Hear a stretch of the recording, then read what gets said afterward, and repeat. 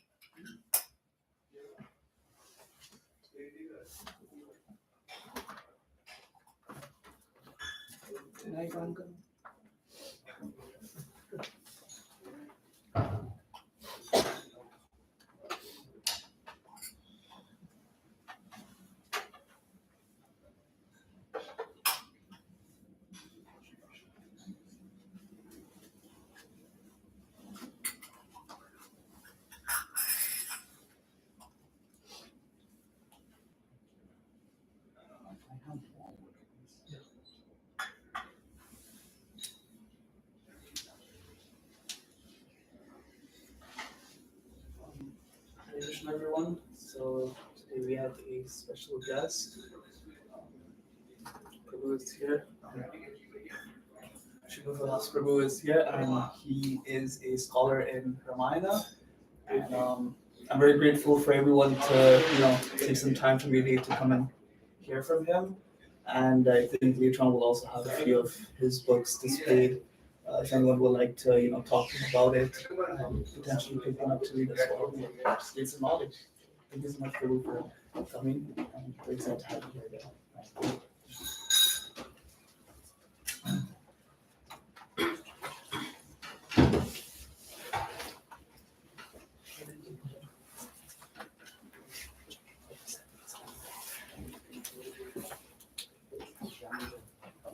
Hare Krishna.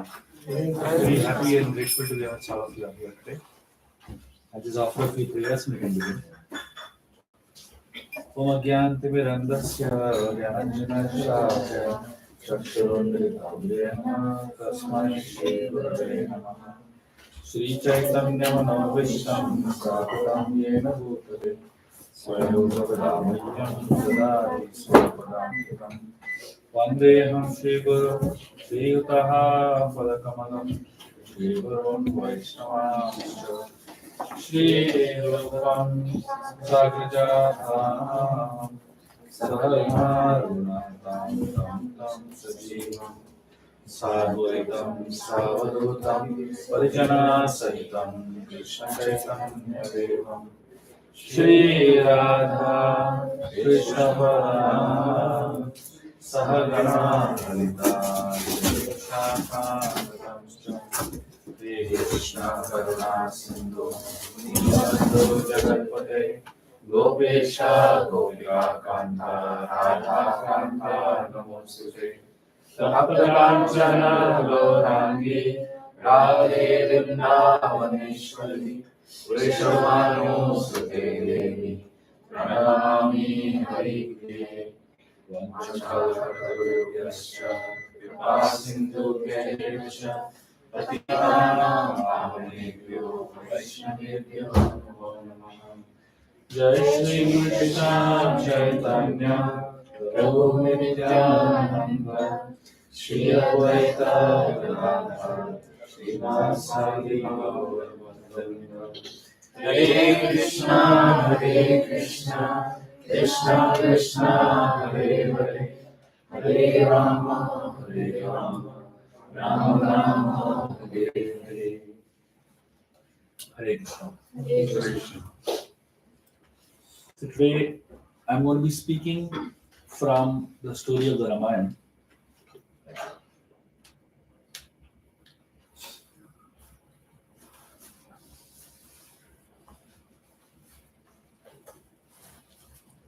So I'm going to be trying to present the story of the Ramayana and some aspects of it in a way that might appeal to your heart and might help you understand the scriptures a little better.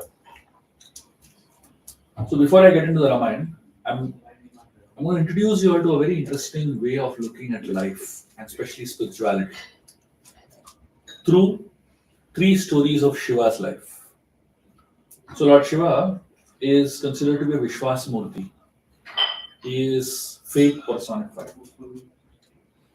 So all of us, we have two aspects to life. One is faith or emotions, and second is buddhi or intelligence. So when you come to the path of spirituality, you need both. You need faith and you need intelligence. Unfortunately, those who take on the path of spirituality without intelligence and only based on faith, they have bad experiences. And those who take on the path of spirituality only with intelligence and without faith, they become dry philosophers. Because like there's no juice in it, you know. So I'm going to help you all understand through stories of Lord Shiva and through the Ramayana, basically, what is the balance between the two? How do you really draw the balance? And as I'm going to tell you all these stories, I'm going to actually bring it very much to your life, try to make it relevant to your lives. So I'm going to start by talking about three stories of Lord Shiva, where he cut the heads of three people. Lord Shiva cuts the head of Lord Brahma. the fifth head. He cuts the head of Daksha, the son of Brahma, and then he cuts the head of Lord Ganesh. So when you study these three stories, you start wondering what's wrong with Lord Shiva. Everybody's heads, But in our scriptures, nothing happens just like that. Everything is symbolic in its nature. So when we study a story, we also study the symbolic understanding behind the story, which is many times more important than the story itself. So I'm going to tell you all the stories and then I'm going to get into the symbolism behind the story. So in the first story, Lord Shiva observes Lord Brahma and he observes something very interesting. As I said, Lord Shiva is Vishwasmurti. He is the deity of faith. He has a lot of faith in his life. And if you see, Lord Shiva has so much faith, he doesn't believe in anything materialistic. He doesn't wear proper clothes also. He doesn't have a house also. Doesn't believe in money at all. So he is in a different world only, very far from the world that America is believing strongly in. So he lives based on the currency of faith. That's what drives his life. And when he sees that faith is missing in somebody's life, then he intervenes. And he helps them develop faith, of course, in his own unique style. So here we find Lord Brahma is just like Shiva is Vishwasmurti, Brahma is Buddhi Murti. He is a personification of intelligence. It is said all of us are made up of different elements, right? Earth, water, fire, air, ether, predominantly 5 elements, and then the subtle elements of mind, intelligence, and ego. The combination of these 8 elements is what makes us. But Lord Brahma is made up of only 1 element, and that's intelligence. Imagine how intelligent he is. On top of that, he has 5 heads. Really intelligent person. So Brahma, he at one point created a very beautiful girl. The most exquisite creation of Brahma. But Brahma, after creating this girl, he fell in love with that same girl. And he started running behind her. Lord Shiva felt, what is this? Most people who are creative, they fall in love with their own creation. I don't know if you'll experience that. You tell a musician, this is wrong. That's it, they can't handle it. You tell an artist, these fantastic paintings that sell for millions of dollars, you can't make head or tail out of it. You go and tell that artist, what stupidness this is. They get wild on you. They can't handle that, isn't it? You tell an author some mistakes in his books, it's angry, isn't it? So anybody who is creative, the first problem with intelligent people is that they are creative but they get attached to their creation. So Lord Shiva felt that this person is very creative, but he has the first problem with buddhi.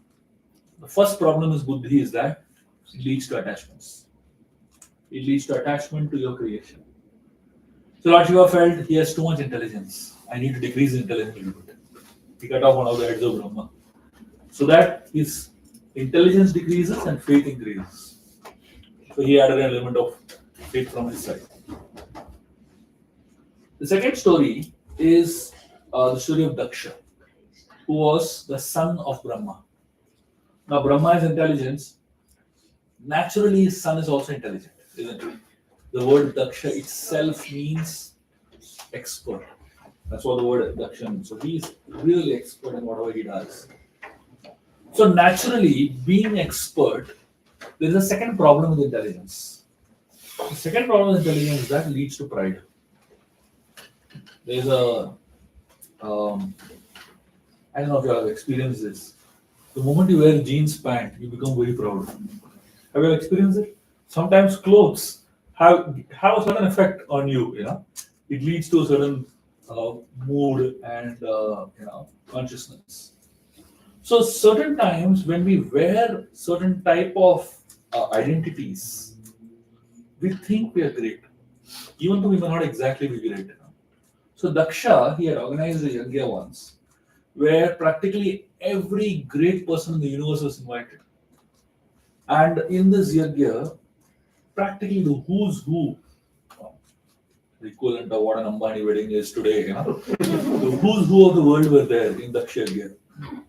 And when Daksha entered the Yajna, the moment he entered, everyone stood up out of respect. And obviously, he's a person of great awe and reverence. Everybody stood up.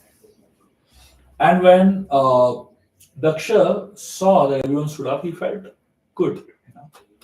The ego needs a little massage once in a while, isn't it? All of our egos, basically. And the more intelligent you are, the more massage the ego needs, basically. Daksha felt very good that everyone stood up, but two people didn't stand up. One was Brahma, his father. Daksha had no problem. His father didn't stand up, he kind of excused him.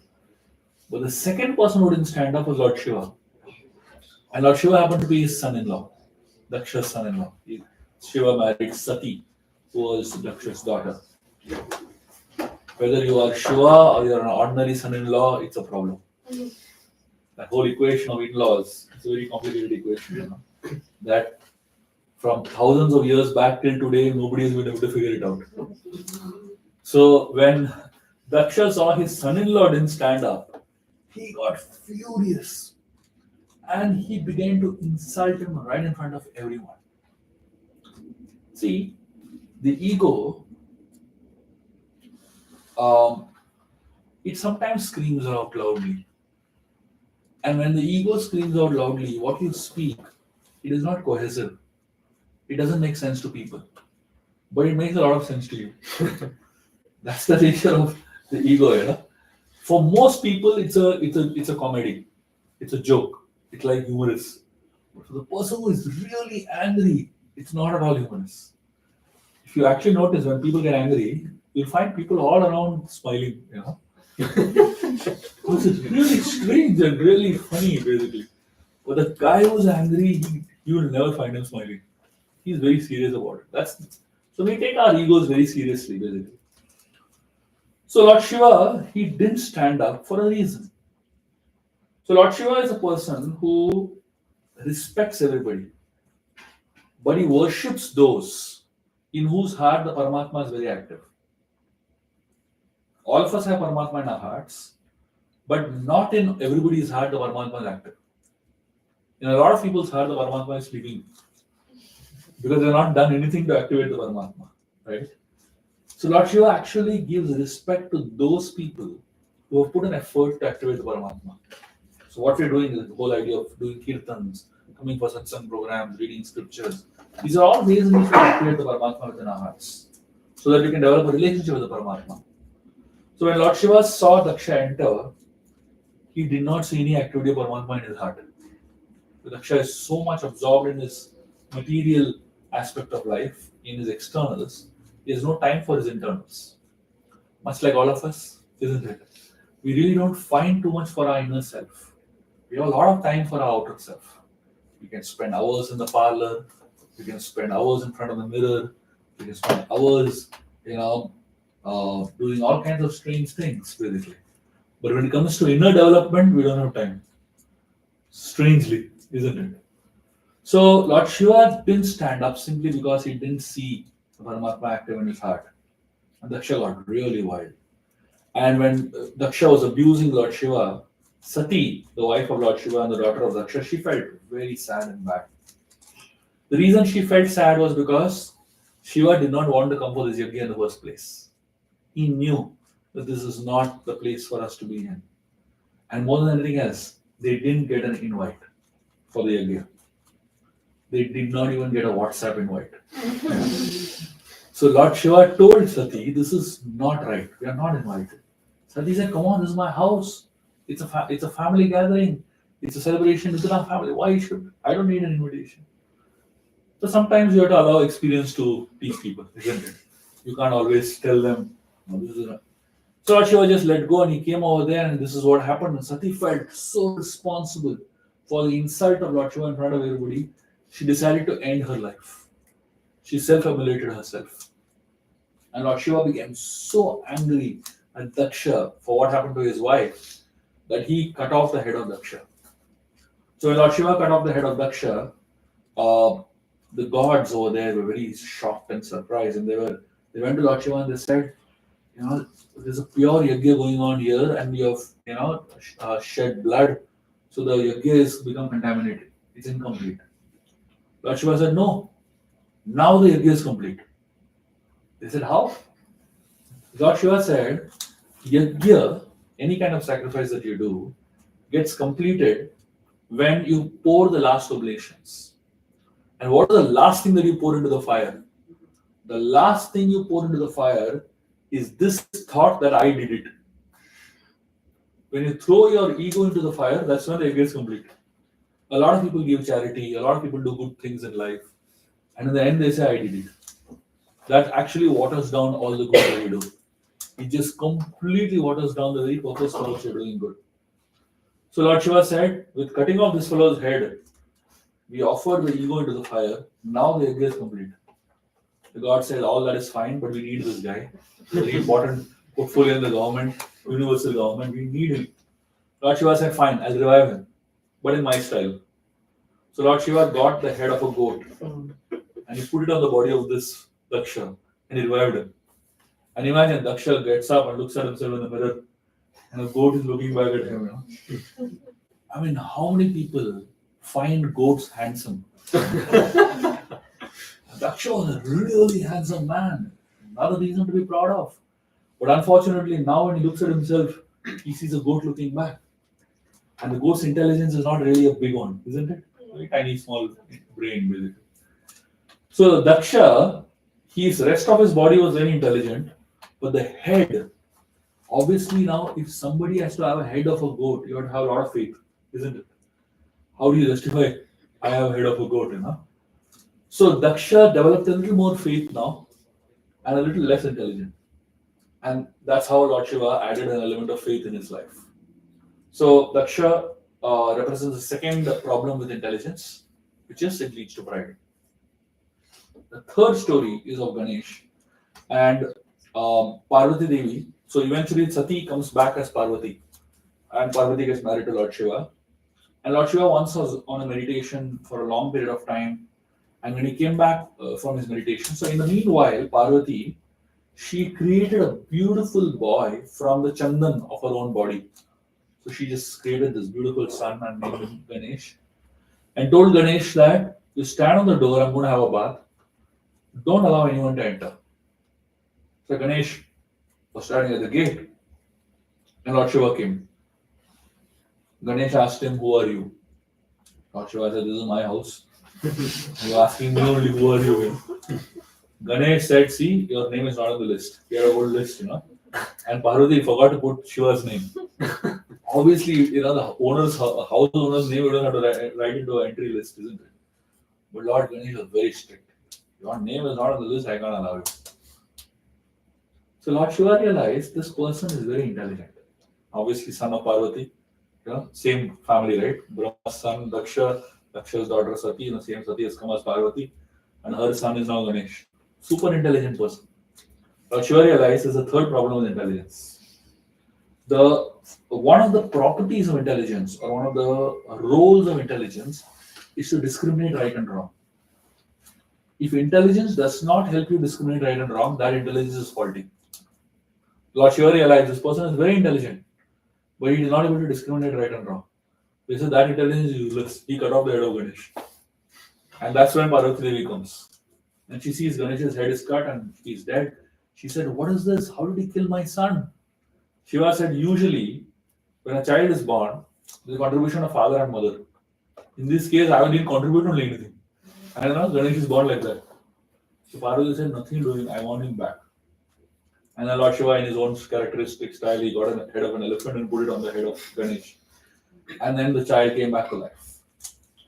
So here, the elephant's head represents the contribution of Lord Shiva, which is faith. And the body of Ganesh represents Parvati's contribution, which is intelligence, buddhi. And that combination is what is the right combination for one to practice spirituality.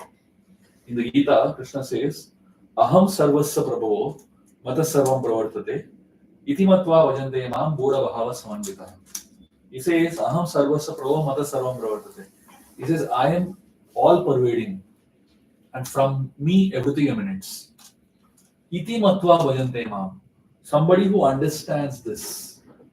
Matva means this fact or opinion. Bhajante mam. He says if somebody understands this and worships me, and he says how does the person should worship? He says Buddha Bhava Samanvita. The word Buddha refers to buddhi or intelligence, and Bhava refers to faith. Samanvitaha means combination. So when we worship God, it has to be the combination of intelligence and faith. And that combination of intelligence and faith is what makes the process of bhakti, the process of yoga, very powerful.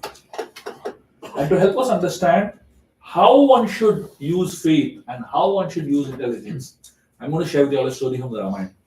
It will help you understand the sequence of buddhi and bhava. What is the sequence of using these faculties?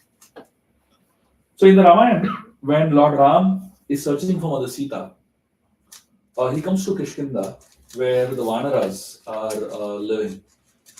And so Sugriv, who is the king of the Vanaras, he sends out armies to different parts of the world to search for Sita. And then one section of the army he is sending to the southern direction. And there is a greater probability that Sita is going to be in the south. So Lord Ram spends time with that particular division of the army, and in that division of the army, some of the most powerful Vanaras are there, including Angad, including Hanumanji, including Jambavan, Nala, Neela. Some of the really powerful people are there in the southern direction. So when they begin their journey, the Vanaras who are going to the south are very excited about finding Sita. As I said, everything that is there in the scriptures, all the stories, are symbolic in nature. So in this story, finding Sita is about finding Bhakti Devi. Bhakti is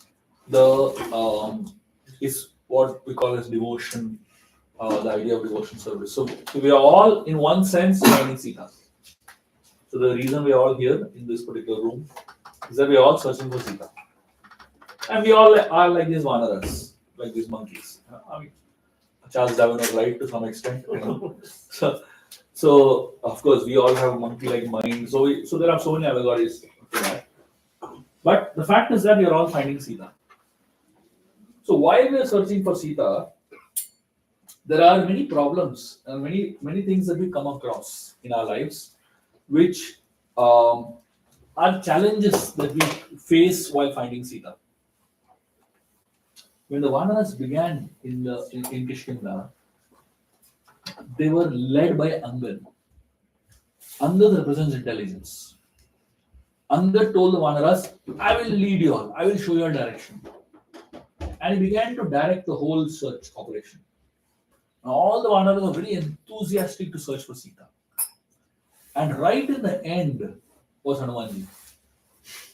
So Angad was right in the beginning, and Hanuman was right in the end. And Angad represents intelligence, and Hanuman represents faith. So he's Shiva only come as Hanuman, right? He represents faith. In the beginning of your spiritual journey, you should keep your intelligence in the front and faith at the back. Why you should keep your intelligence in the front? Because if your intelligence is not in the front, you will reach a wrong destination. In India, there is one Babaji, very famous Baba in India, and people go to him in thousands. And when people share with him their problems, he has very interesting solutions. Like one guy explained to him that he doesn't have a job. This Baba, he tells him, distribute 100 samosas, you'll get a job. And this guy actually goes and is distributing 100 samosas on the street, This is a problem with keeping your faith in the front and intelligence in the back. A lot of people start the process of spirituality keeping intelligence behind, somewhere far in the background of their life, and keeping faith in the front. And these are the very people that get cheated. These are the very people that have bad experiences in life. So when you begin your spiritual journey, you should keep intelligence in the front and faith at the back. Hanuman is Pavan Putra. He's son of the wind god, right? So wind blows from the front, it slows you down. But if wind blows from behind, it speeds you up, right? So faith from behind, it kind of pushes you ahead in your journey. So all the Vanaras are really excited at the beginning of their spiritual journey. Very much like us. When we discover the path of spirituality, there's a lot of excitement. There's a lot of enthusiasm. There's a lot of, um, a lot of newness, right? So the Vanaras, when they began searching, they were so excited. They said, "We'll discover Sita today only." And they were searching high and low, climbing on mountains, climbing on trees, jumping into rivers. Massive search operation. 1 month passed. No sign of Sita. And the Vanaras reached a forest, which was a very deadly forest. Very dense, heat, absolutely no water, no food. Suddenly, all these Vanaras started having doubts. Valmiki calls this forest as a forest of doubts. So when we begin our spiritual journey, we're all excited. But after a few years in practicing spirituality, suddenly you start getting doubts. Does Bhakti Devi exist? Does Sita exist? These monkeys are thinking, what are we doing? Is it making sense? We're all searching for Sita. And they all started having doubts. When you put a screw into the wall, when you drive a screw into the wall, the initial part of putting a screw in is very easy. You can in fact do it with your hand, But the last bit is the real tough one. You really need to put all the energy, in tightening the screw, isn't it? That's how devotion is. In the beginning, it's all smooth and very, very easy. But as you progress, it becomes really intense, and that's when you really need to focus and put a lot of energy into it. But unfortunately, doubts start coming in. These Vanaras, they said, I don't think Sita exists. Some of them said, we're just wasting our time. That's when they came across a cave, a massive cave. And this cave was dark and deep. Angad was right in the front. All this while he was very confident. All this while he was very clear on what he needs to do and how he needs to lead. Very, very clear. And all of them were enthusiastically following Angad. At this point, when Angad saw the cave, he lost confidence. He said, I can't go in. They asked him why. He said, the problem in my father Vali's life began with caves only. Vali entered one cave and that changed his life completely. So he said, I can't do the same thing. I don't want to enter into this cave. The cave represents uncertainty. Dark cave represents a lot of uncertainty in life. There are a lot of times you will come across problems in life that intelligence cannot solve. I'm sure all of you have come across problems in your life that intelligence cannot solve, isn't it? Especially when you're dealing with American immigration office. What is intelligence going to help with? There are a lot of problems in life that intelligence cannot help you with. That's what that cave represents. Angad is the most intelligent person standing in front of a dark cave. He's saying, I can't do it. Whenever you come across problems in life that intelligence cannot help you with, that's the time to bring faith in the front.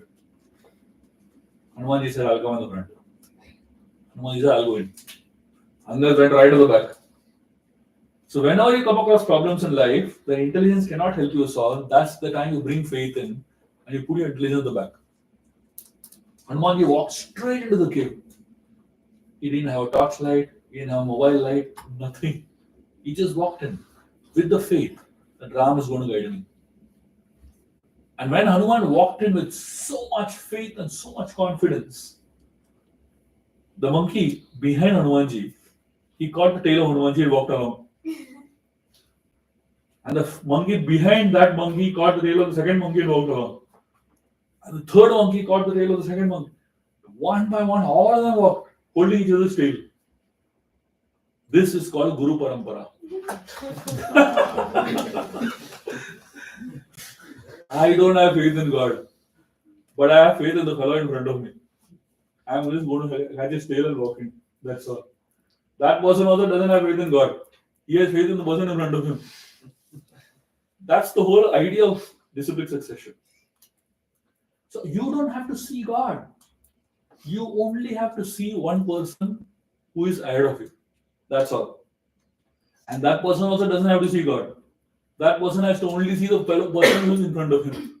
That's all. There was once a reporter that met a Warkari person. I don't know if you all have heard of Warkaris. In Maharashtra, there's a very powerful group of people called Warkaris. So they worship a Vitthal in Pandharpur. And every year, these Warkaris, they walk from wherever they are in Maharashtra, they walk up to Pandharpur and reach on Ashadh Ekadasi day. Thousands and thousands, lakhs of them. And most of them walk barefoot for months together sometimes, So this one person, this reporter met. And this Warkari, he had been going to Pandharpur for 75 years. Now imagine, 75 years, every single year he went. So this reporter asked him, 75 years you have gone there, did you see Vittal? Have you experienced God in your life? And this person gave a very interesting answer. He asked this reporter, are there dogs in your area? In India, every street has a group of dogs that control the street. Literally, they own the street. The government doesn't own it. These dogs own the street, literally. And this man said, yes, there are so many dogs in front of my house.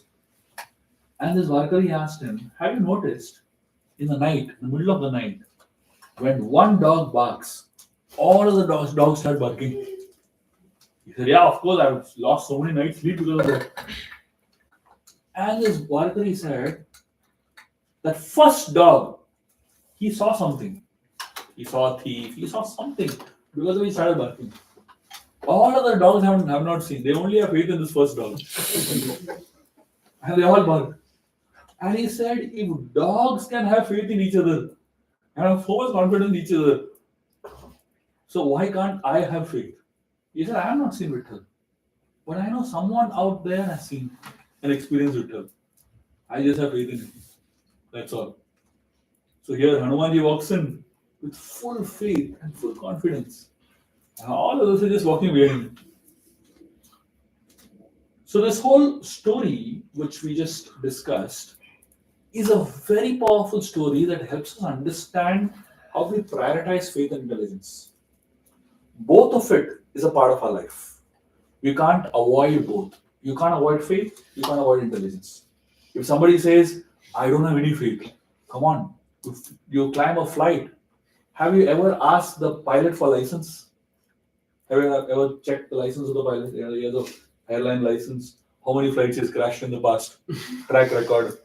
You don't. You just have faith. You go and sit over there and go to sleep, hoping and having faith that that fellow will do a good job. When you go for surgery, have you ever asked the surgeon for track record? How many people he has killed on the operation theatre? You just have faith. The guy will do a good job, isn't it? When you go to a salon, you go to a barber, sit to cut your hair. The guy has a knife in his hand. You surrender yourself completely. Close your eyes and go to sleep. Imagine, the guy has a knife in his hand. Have you checked the criminal record of that fellow? How come you are giving your neck to him who has a knife in his hand? Isn't that fate? So practically for everything in life, faith is needed. You can't avoid faith, right? But at the same time, you can't avoid intelligence also. So therefore, the combination of the two is what is devotion. The combination of two is what is bhakti. But the only thing is that you should know when to bring the intelligence ahead and when to bring faith ahead. If you bring intelligence ahead at the wrong time or faith ahead at the wrong time, you had it. In the beginning of our spiritual journey, Keep intelligence ahead and faith behind. But at several times in your life, you will come across situations where you have to keep your intelligence behind and you have to allow faith to come ahead. And those are the times that give you the greatest spiritual experiences of your life. That give you the greatest spiritual experience of your life. And anybody who has done that, even once in their life, they realize God exists. They don't need big lectures. They don't need to read Gita and all. That one experience itself is enough to prove to them that there is something higher. So this combination is what I highly recommend all of you all to experience in your life. Use your intelligence to study scriptures. When you come here to these sessions, you will get a lot of intellectual inputs, which will help you understand spirituality in a very intellectual way, in a very intellectually stimulating way. But remember that itself is not enough. You need to invest in your faith also. You need to develop faith also. Because with that faith, you will go far, far ahead of what only intelligence can take you. Unfortunately, the way modern education system is created, it is created to give intelligence too much importance. It is created to give intelligence far more importance than what it deserves. The fact is that not everything is in our hand. Many years back, I had gone to one publishing house and I saw there was a very unique space that they had created, and we had a very unique chair, in one corner window. I asked them, "What is this?" They said, "It's a thinking chair." I asked them, "Do people get ideas sitting on this chair?" They said, "Nobody has ever got ideas sitting on this chair." If ideas could come like that, we would think and get an idea, isn't it? Why that guy ran away from the toilet, from the bathroom, naked, because he got an idea in the bathroom, isn't it? So we get ideas when we don't expect them, which means they're not ours, isn't it? If they're not ours, then you should give credit to where it belongs, isn't it? That's where faith comes in. So when you analyze life as a combination of faith and intelligence, it's a more holistic understanding of life. When you look at life from only one point of view or the other point of view, it's an incomplete understanding of life. This combination is what is bhakti about. This combination is what is devotion all about. Thank you very much. Hare Krishna.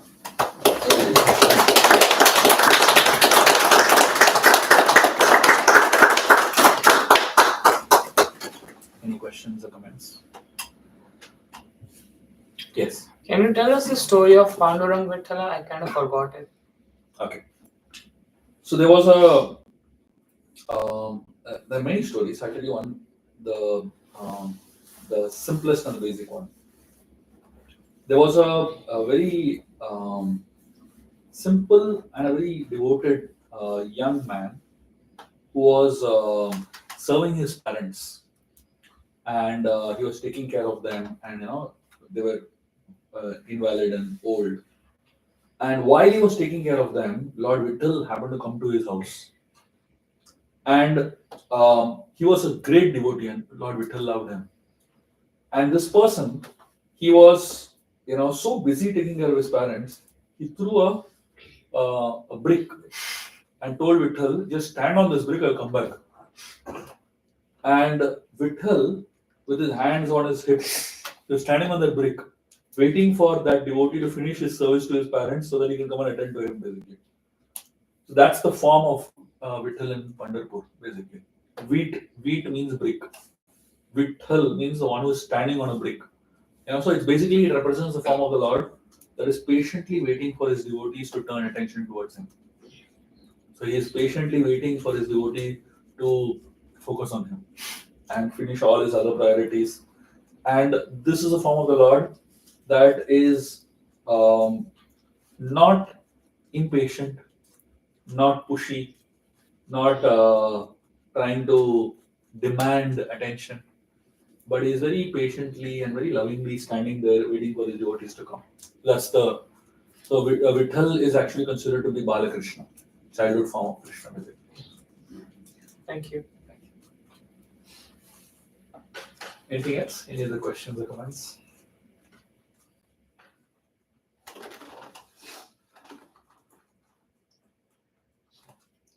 Yes. You bring a very interesting thought, about faith and intelligence. I think many people who are educated in the modern world, have high degrees. They tend to not know when to bring the faith in, and mainly the study of the scripture becomes intellectual. And when they go out and preach, that's what goes to other people as well. So how do we? I mean, this is a very how in practical life should we understand when to bring faith in, when to have the intelligence in. So what should be our day-to-day practice to make sure that faith is strengthened as well? Because faith is looked down upon in these days. So in my experience, faith comes into play in two ways. One is when you come across problems that you are not able to deal with. That's where faith comes in. That is first, and that's a very powerful way actually. Second, which is a more practical and a simpler way of looking at developing faith, is you look for the presence of God in small things in life. Big things, yes, we definitely take shelter of God, but you've actually experienced God even in small things in life. If you are sensitive and attentive, I'll give you a simple example, my own experience. About 10 years back, when I began writing, I wrote my first book on the Ramayana. I was having a lot of self doubt, whether I'm really doing the right thing, because at that era, in the whole ISKCON organization, I probably was like the youngest and the first to start writing books that got published in an outside publishing house, and it became a national bestseller and all. So I was thinking, am I qualified to write the Ramayana? Am I the right person to write it? Am I doing the right thing writing it? So I was having a lot of these self doubts.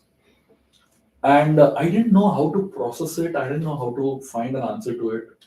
I was just praying to the Lord to show me some direction and some kind of sign that I'm in the right direction. One day, I happened to be in Mauritius. I was invited for some talks there. And I was in that island for about 10 days. And there were many talks that were scheduled talks. One day I got invited to one of the ISKCON temples there to give an unscheduled talk. It was an unscheduled Bhagavatam class. So now in ISKCON, what happens is they follow a sequence of Bhagavatam. So every day they do one verse. So Bhagavatam has 18,000 verses. And every day they follow one verse in the same order in which the Bhagavatam is. So I just got called randomly on that day to give the Bhagavatam class, totally unscheduled. I was not told which verse it is.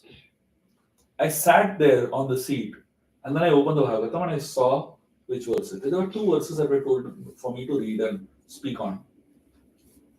When I saw those two verses, I literally had tears in my eyes. I couldn't believe it. I'll tell you why. So in those 18,000 verses of Bhagavatam, there are two chapters in the Bhagavatam in the 9th canto, which are on Ramayana. Two chapters, okay? In the 9th canto. But this was 3rd canto of Bhagavatam going on. And obviously 9th canto was very far away, so there's no question of Ramayana coming in picture. But in the entire 18,000 verses, other than the two chapters of 9th canto of Bhagavatam, there are only two verses of Ramayana in the 3rd canto. And those two verses came to me that day. What is the probability that those two verses will come when I am there? And that too on a day when I am unscheduled to invite to speak in that class. What is the remotest probability?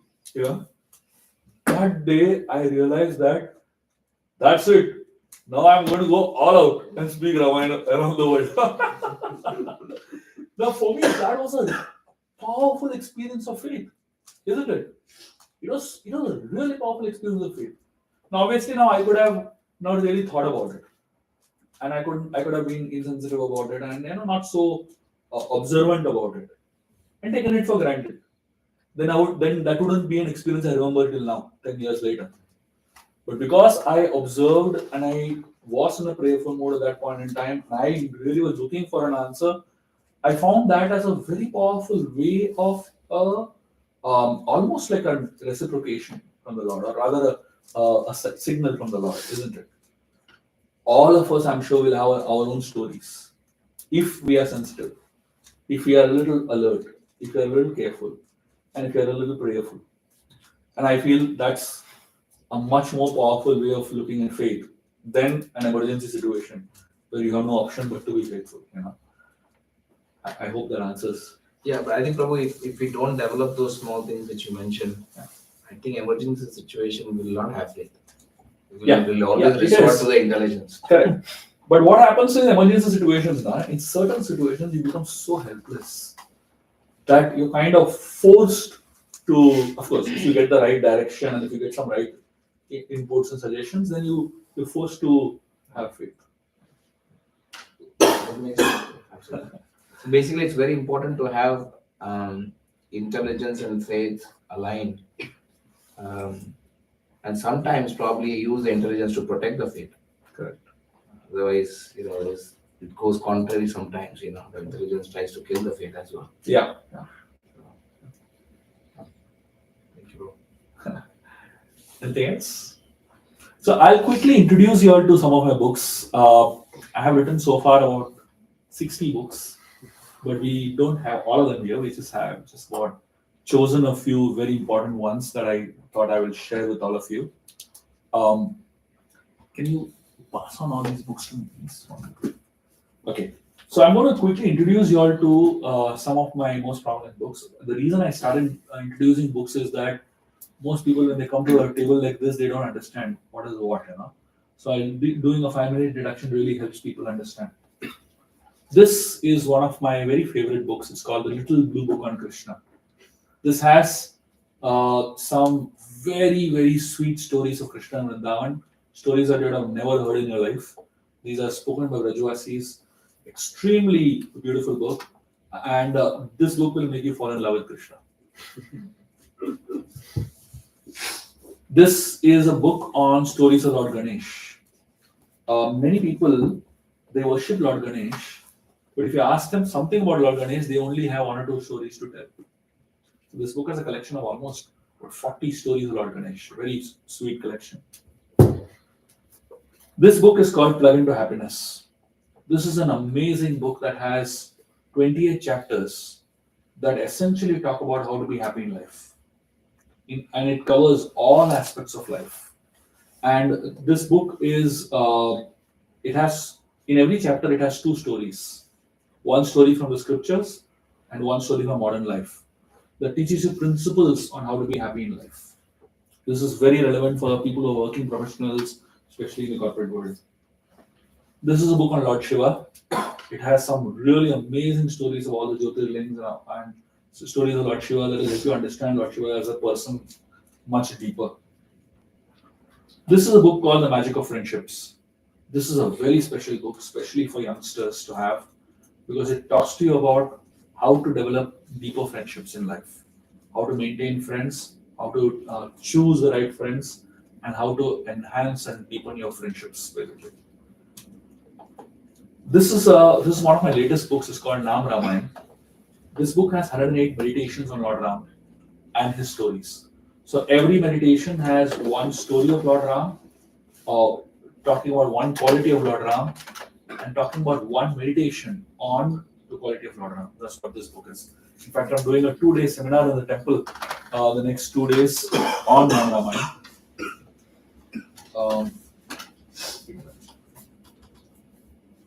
So this is my magnum opus. It's called Ramayana, the Game of Life. It's a 6-volume set on the entire Ramayana, written in a very exciting story format. Exactly the same style in which I've been talking to you all. That's the style in which the entire Ramayana is written. When you read it, you will feel that you're reading a novel. But through the entire story of Ramayana, there are hundreds of lessons. Every book is one kand of the Ramayana. So Ramayana has 6 kands. So I've written 6 books basically. And every book has at least 200 to 300 life lessons that you can learn from the story of Ramayana. So this book is a bestseller in India. Hundreds and thousands of people have studied and read this book and benefited extremely from it. This book is called Mystical Tales for a Magical Life. This is my answer to Harry Potter. This book has 11 stories from Vedic scriptures. And all the 11 stories, I call them as crazy stories.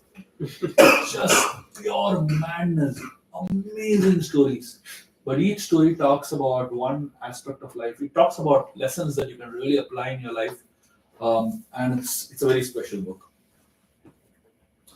This is my all-time favorite and my best book I've ever written and probably will ever write. It's called Open-Eyed Meditations. Yes. I bought while I was in India in 2016. So one of the ISKCON devotee has gifted. So it's a very nice book. Okay, that's good. Yeah, this is. I think it's one of the best books. Yes. So this book has 64 chapters in it. Each chapter talks about one aspect of life seen through the lens of Ramayana and Mahabharata. So this book actually is like a guidebook. So anytime you have a problem in life, one of the chapters in this book can save you. So a lot of people keep this book on their bedside, and every night they read it, they discuss it with in their family. It's a very, very beautiful book to read. This book is called Timeless Tales to Ignite Your Mind. So this has some amazing stories from India, folklore of India. I'm sure you heard of Vikram Betal, Tenali Raman, so many of these folk tales, but written in a modern context with lessons that you can learn from these folk tales in your life. This book is called Hanuman Chalisa. This book was one of the most sold books on Amazon for months together. This is the most gifted book on Amazon for months together in India. This is a bestseller on Amazon for months together. And I didn't do anything to promote this book. This book has the entire Hanuman Chalisa, every word of Hanuman Chalisa written through stories of Hanumanji. So all of you all, I'm sure, are reciting Hanuman Chalisa, but I don't know if you have any idea what Hanuman Chalisa means. So this book will tell you what it means through stories of Hanumanji. Every single word in this book has a story. This book is a very, very sweet book. It's called 5.5 Ways to Lasting Relationships. This book has 6 love stories from our scriptures. Each story talks about how people fell in love and they stayed in love for life. Especially in today's time when this, like perfect love, same book. That was the old cover. So this book is very relevant today, especially in today's time when people are falling in love, love at first sight and divorce at first fight. Very important book to have. For all those who are married, or those who are thinking of getting married, those who may get married, this is a very important book. It can save so many relationships. So I tell people, before you get married, please read this book and then get married. And then the last one is this. This is a book called Ancient Wisdom to Elevate Your Mind. Just like Timeless Tales has stories from Indian folklore, this has stories from Indian scriptures. And each one has a very powerful lesson, a powerful meditation to think about. In addition to this, I have some kids' books, which are very beautifully illustrated books. This is a book on Bhagavad Gita for children. This teaches the entire Gita to kids through story form and very beautifully illustrated stories. Of course, most of us are kids also. This is a book called 100 Vedic Women. For a lot of people who feel that Indian scriptures are not exactly about women, and there's nothing about women empowerment, etc., this book will prove them wrong. This has stories of 100 women, illustrated stories of 100 women who are very powerful and have stood for themselves. And finally, these 2 books. This is a book called Illustrated Mahabharata for Children. This has the entire Mahabharata in illustrated form. And this is a book called Illustrated Krishna. It's called Little Krishna. It has beautiful illustration of Krishna stories. So this is the entire collection that is there over here. Please feel free to take any of them or all of them.